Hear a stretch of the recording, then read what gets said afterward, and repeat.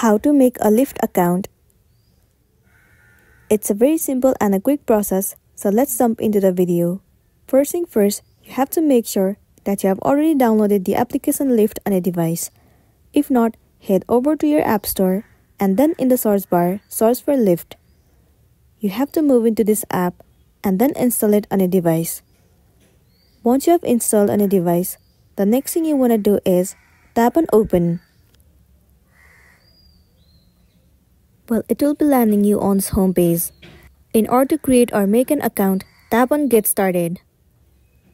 Now what you want to do is, you simply have to enter your phone number. Once you have entered your valid phone number, tap on Next. After that, you will receive one verification code on your number.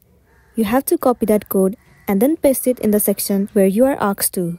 After that, tap on Continue. You have to fill up some of the detailed information of yours. Once you are done entering all the information, tap on Save at the bottom, and then your account will be created successfully. So that's all for today, and this is simply how you can make a Lyft account. Make sure to smash the like button and consider subscribing if you found this video helpful.